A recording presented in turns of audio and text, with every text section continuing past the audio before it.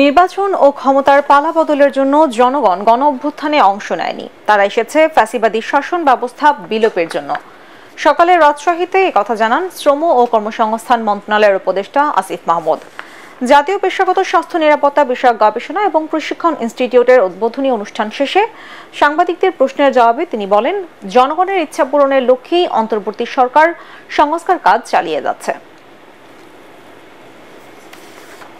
রাজনৈতিক দলগুলোর সাথে ইতিমধ্যে বসা হচ্ছে। মাহফুজুল আলম আছেন, তিনি এবং আদিলুর রহমান খান, এই দুজনের নেতৃত্বে আমাদের একটা টিম করা হয়েছে।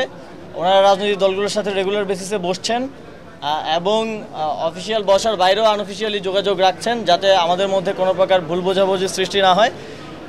দেশ পুনর্গঠনের এই যাত্রাটায় যাতে রাজনৈতিক দল সহ সকল স্টেক হোল্ডারদেরকে সাথে নিয়ে আমরা এগিয়ে যেতে পারি, সেটা আমরা নিশ্চিত করব।